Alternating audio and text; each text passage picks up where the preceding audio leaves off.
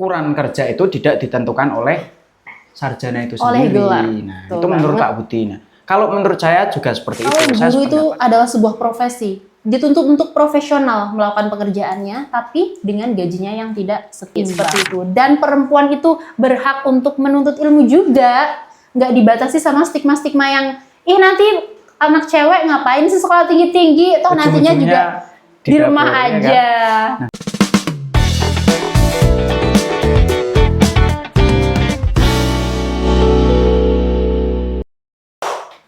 Assalamualaikum warahmatullahi wabarakatuh. Kembali lagi di podcast Serawung Media. Serawung Media. Dari obrolan lahir perubahan.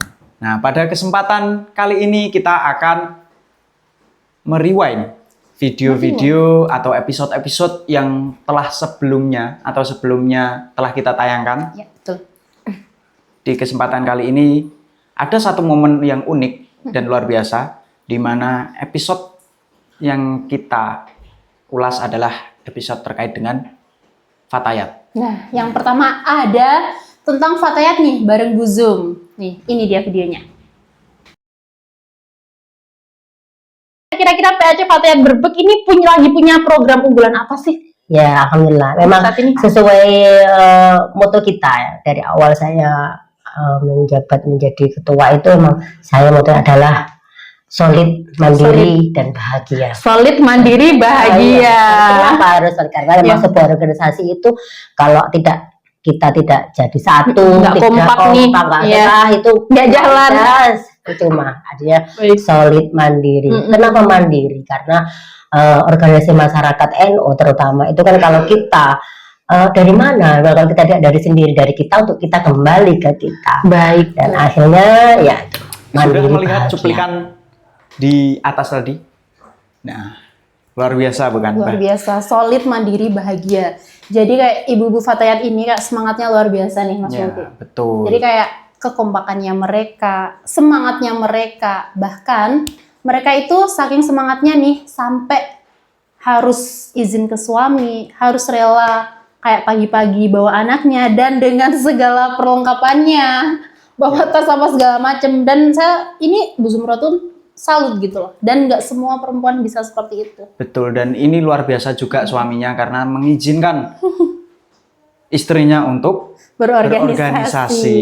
Oke, setelah cuplikan pertama tadi kita sedikit mengulas. Nah, kali ini kita akan melihat bagaimana cuplikan di video kedua.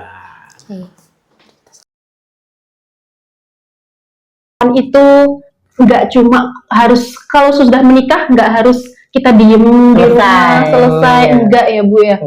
Kita memang ada mungkin kita butuh perenungan setahun 2 tahun itu memang kita biar merasakan ternyata seperti ini kita berdiam. Tapi ya intinya jadi perempuan jangan berdiam diri, jangan berdiam diri, minimal kita bergerak lah apapun itu terkait hasil apapun nanti bagaimana hasilnya wallahu alam nanti pasti kita ditata. Jadi perempuan jangan cuma berdiam diri. Nah, itu tadi cuplikan di video kedua bahwa seorang perempuan tidak dituntut hanya untuk menjadi seorang ibu rumah tangga. Nah, kali panjenengan bisa melakukan yang lebih. Ya, mengikuti organisasi, panjenengan bisa melakukan aktivitas di luar sebagai ibu rumah tangga. Nah, contohnya sebagai aktivis tersebut. Sama yang dicontohkan oleh Bu Zoom ini. Ya. Sebagai ketua Fatayat ya. Jadi untuk ibu-ibu rumah tangga tetap semangat.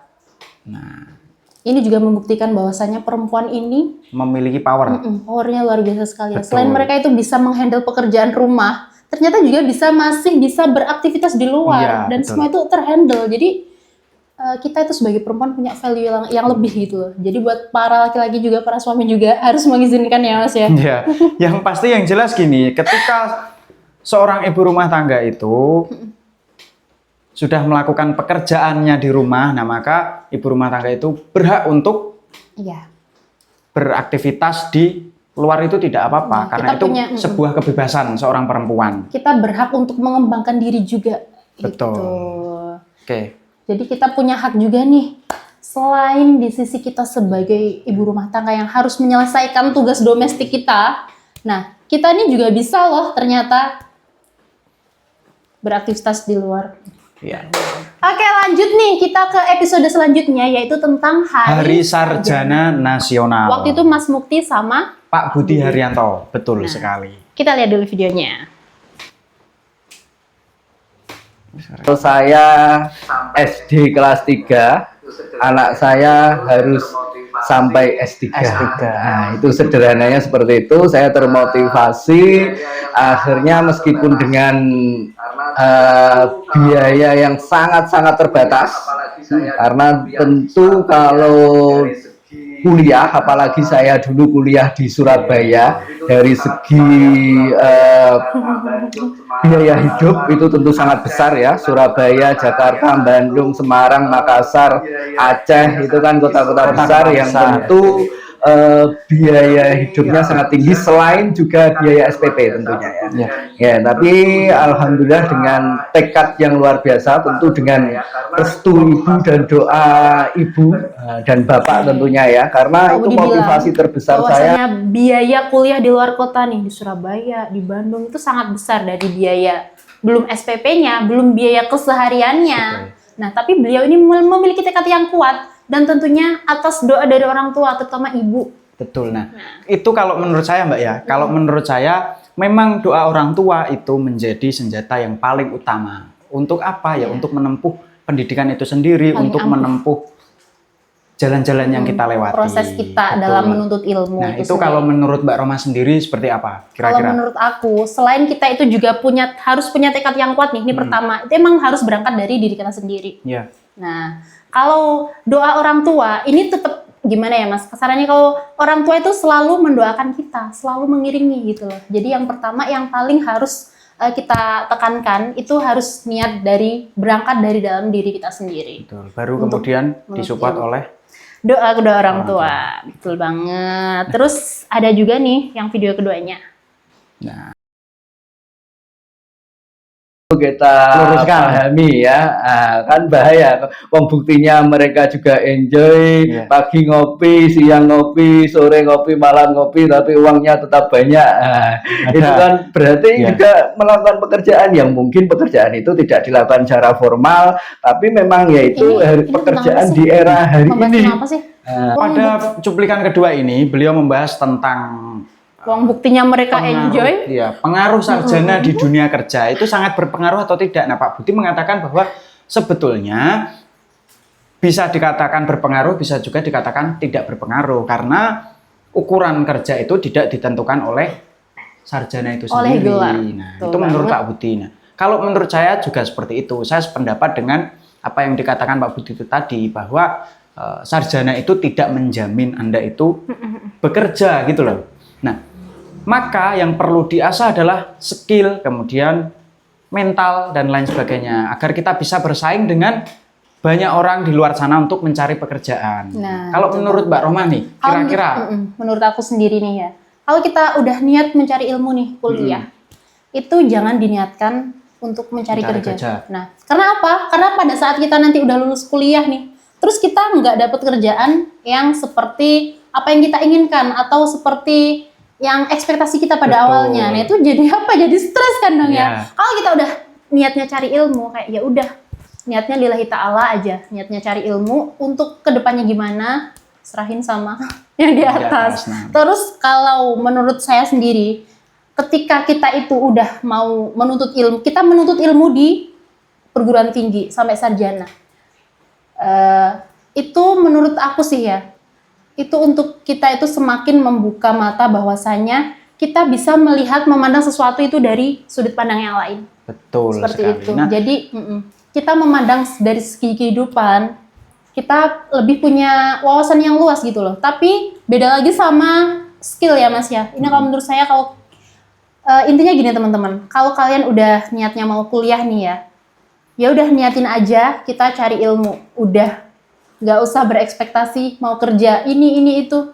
Soalnya apa? Itu kayak bakalan memberatkan kalian sendiri pada akhirnya. Itu kalau dari aku sih. Betul. Dan kembali lagi kepada mahasiswa yang saat ini sedang menempuh pendidikan. Nah, semangat ya, dan yang pasti mindsetnya perlu diubah, bahwa kalian itu masuk ke dunia pendidikan itu tidak hanya sekedar untuk mencari pekerjaan di kemudian hari. Ya memang betul. Setuju.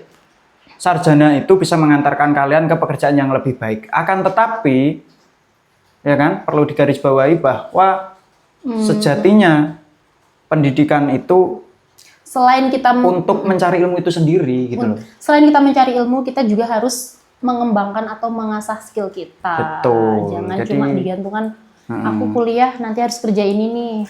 Selanjutnya nih ada Hari Guru Internasional. Waktu itu kita berkesempatan ngobrol sama Kang Aziz Kabul. Beliau adalah Ketua Persatuan Guru Nahdlatul Ulama atau Pergunu Kabupaten Nganjuk. Mari kita saksikan tentang sejahtera, guru sejahtera. Saya ini sebenarnya selaku di Ketua Orprov itu prihatin ya.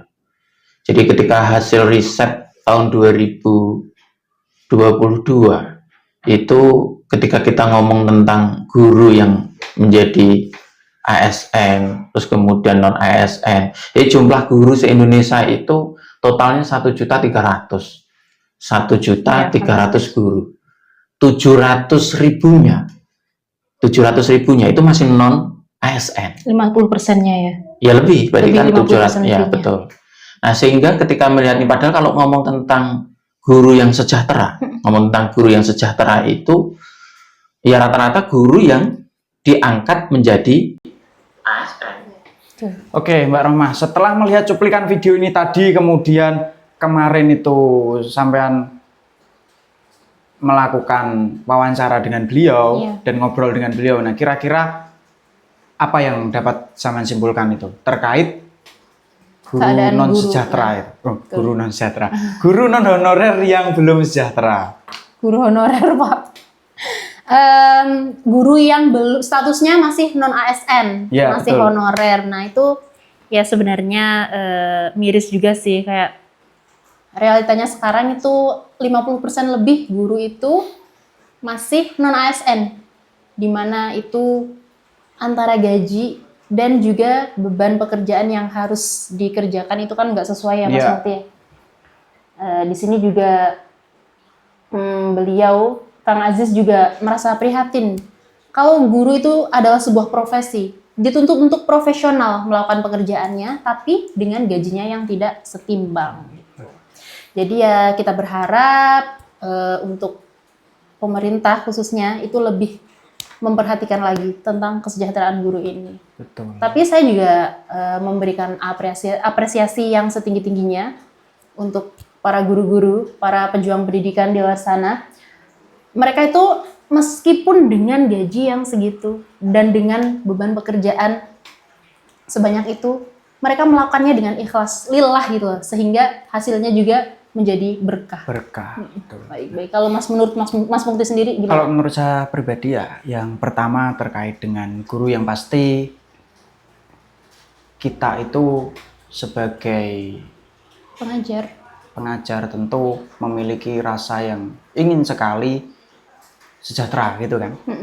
Nah, karena kita itu tidak hanya bertanggung jawab pada pendidikan saja, tapi kita juga harus bertanggung jawab kepada administrasi dan lain-lainnya. Kemudian guru-guru di luar sana itu juga harus bertanggung jawab kepada keluarganya. Betul. Ketika guru itu hanya fokus terhadap dunia pendidikan, ya dunia pendidikannya saja, maksudnya mengajar ini, melakukan kewajibannya, tapi hak yang didapat kemudian betul, itu ini kurang. Nah, maka itu yang perlu harus diperhatikan.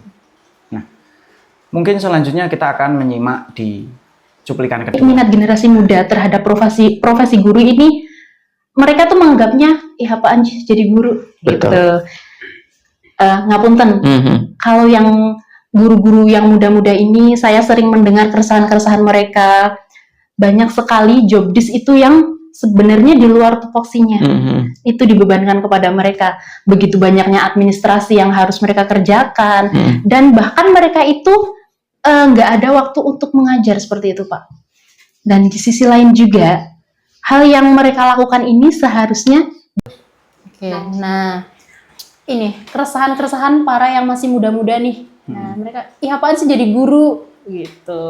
Padahal dulu itu, ya bahkan sampai sekarang, saya menilai bahwa guru itu adalah pengabdian yang paling mulia. Nah, Pengabdian tapi yang paling untuk saat ini mahasiswa yang lulus, nah ini berkaitan dengan sarjana tadi ya, bahwa mahasiswa yang lulus itu khususnya yang kuliahnya jurusan pendidikan. Nah, itu menilai bahwa guru itu Enggak dianggap profesi ya yang, tidak. Ya, saya tidak bisa mengatakan di sini karena nanti menimbulkan Ya, polemik. agak- Nah, yang jelas mereka itu sensitif masih ya. ragu untuk jadi guru. Karena di pikiran mereka guru itu adalah sebuah pekerjaan. Ya, kurang worth it lah ya. Ya, mungkin. bukan sebuah pengabdian. Nah, kalau kita menyingkapi guru itu sebagai sebuah pengabdian, nah maka saya rasa guru-guru muda itu pasti banyak, Mbak. Nah, tapi di sini kan guru-guru muda itu banyak, akan tetapi mereka itu kebanyakan menjadi tumbal administrasi oleh guru-guru yang lama. Nah, ini masuk akal juga sih, Mas. Maksudnya kayak anak-anak muda yang sekarang ini itu didominasi sama Gen Z kan. Betul. Yang dimana mereka itu ya logis aja lah, nggak mau dikasih beban pekerjaan yang segitu beratnya. Betul. Karena itu nggak setimpal sama apa yang mereka dapatkan dari pekerjaan itu gitu loh. Nah, jadi gini, kalau kita bicara tentang hal ini juga perlu adanya banyak pihak juga yang harus menjadi perhatian dari masalah ini. Betul. Intinya adalah ya yang muda memang harus berusaha. Nah, yang tua harus mensupport yang muda gitu. Betul. Karena apa? Itu nanti berdampak pada dunia pendidikan itu tadi. Nah, ketika yang tua ini ngotot ingin tetap di depan, kemudian membebankan tugasnya kepada yang muda. Nah, ini ditakutkan nanti akan terjadi sebuah hal yang tidak diinginkan. Ya, Imbasnya apa? Imbasnya nanti kepada siswa, imbasnya nanti kepada dunia pendidikan. Nah, maka akan semakin sedikit orang yang mau menjadi guru. Betul seperti banget. itu. Nah, Gitu. oke, kita lanjut di video selanjutnya. Itu ada di momen Hari Anak Perempuan Internasional. Kita cuplikannya. Bisa dikatakan sosial media. Betul sekali, sosmed. Tergiring opini publik gitu kan. Kalau terkait anak perempuan itu mesti kita ada dua sudut pandang gitu. Ada sudut pandang dari penduduk yang mungkinnya di pinggiran, terus ada juga yang stigmanya, di mana beliau terbiasa bermukim di perkotaan. Nah, biasanya orang-orang itu kan. Jadi tadi setelah diberikan kesimpulan ya kan, bahwa cuplikan tadi menyebutkan bahwa perempuan itu memiliki dua sudut pandang, khususnya di Indonesia ya. Enggak gitu, Mas. Lah piye? Enggak gitu. Ada dua sudut pandang tentang anak perempuan. Ada dua sudut pandang tentang anak perempuan, yaitu yang di pinggiran sama di perkotaan. Kalau di pinggiran nih, Mas Mukti, itu untuk interaksi sosialnya itu lebih apa ya? Lebih raket lah istilahnya, kata Mbak Dia. Tapi untuk tingkat kesadaran mereka akan pentingnya pendidikan itu kurang. Nah, kalau di perkotaan itu mereka itu udah sadar nih akan pentingnya pendidikan, tapi mereka itu kebanyakan udah terkontaminasi sama liberalisme. Nah, kayak gitu. Jadi ada min plusnya sih. Nah, bahwasanya di sini kita juga harus di tengah-tengah nih, harus moderat nih antara dua pandangan ini tadi. Bahwasanya kita juga harus interaksi sosial kita juga harus bagus. Di sisi lain kita juga harus sadar nih akan pentingnya Pendidikan, apalagi pendidikan tinggi seperti itu. Dan perempuan itu berhak untuk menuntut ilmu juga, nggak dibatasi sama stigma-stigma yang nanti anak cewek ngapain sih sekolah tinggi-tinggi, toh nantinya juga di rumah aja. Nah, tapi untuk saat ini ya yang kita menganalisis itu di daerah pinggiran ya kan, di daerah pinggiran kemudian di daerah perkampungan lah. Itu kebanyakan anak perempuan sudah sadar pendidikan. Udah mulai nih ya. Nah, ya semoga aja banyak. Termasuk pinggiran. Ya semoga aja banyak mereka-mereka yang sadar. Semakin sadar akan pentingnya kita untuk menempuh pendidikan. Oke, lanjut di video yang selanjutnya. Jangan biasakan menikah hanya karena ikut-ikutan. Teman-temanku sudah menikah, kenapa aku belum gitu? Tapi menikahlah ketika Sudah benar-benar siap. apa yang kamu inginkan itu sudah tercapai, apa yang banget. kamu rencanakan itu Setuju benar-benar sesuai.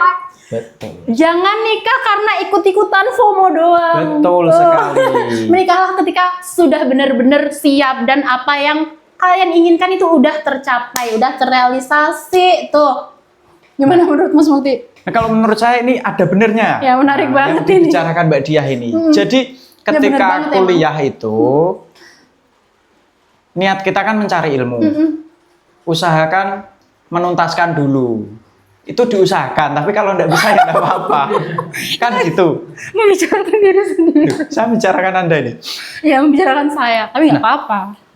Tapi nggak apa-apa karena yang pertama itu adalah Kesiapan ya, yang pastinya Kesiapan. paling penting itu kesiapan. Kesiapan, betul. Finansial, mental, ilmu paling penting pokoknya. nah gitu. Jadi untuk anak perempuan mungkin bisa mengejar karir terlebih dahulu ya Iya, kan, betul kemudian bisa mengejar ilmu yang lebih banyak terlebih Iya. dahulu, pendidikan yang lebih tinggi lagi. Kejarlah apa yang menjadi keinginan kalian, realisasikan dulu, capai itu dulu sebelum menikah. Soalnya nanti setelah menikah itu bakalan banyak banget yang harus intinya kayak kehidupan tuh berubah gitu loh. Jadi menikahlah ketika sudah siap untuk anak perempuan ya. Sedikit jual mahal. Anak perempuan itu harus sedikit jual mahal, apalagi kalian itu sudah memiliki pendidikan yang tinggi gitu. Jadi jangan hanya FOMO, karena FOMO itu bisa bagus, bisa juga tidak bagus. Banyak gak bagusnya sih kalau FOMO, Ya, Mas. betul. Nah, itu tadi adalah episode rewind kali ini nih Mas Betul Mukti. sekali. Seru banget. Kita Luar kembali biasa. flashback, kita tonton lagi cuplikan-cuplikan video-video episode sebelumnya di Serawung Media. Betul. Dan video-video tersebut ternyata masih memberikan ilmu yang luar biasa. Ya walaupun sama, Yang kita tonton sama, tapi kesimpulan kita berbeda. berbeda. Dan akhirnya kita bisa sharing nih dari sudut pandang aku gimana ternyata Mas Mukti punya Memiliki sudut pandang yang berbeda. Gitu. Terima kasih buat yang udah nonton video kita. Saksikan terus Serawung Media buat mendapatkan informasi yang menarik tentunya. Serawung Media membawa semangat positif bagi diri sendiri, lingkungan, dan masyarakat. Serawung Media dari obrolan lahir perubahan.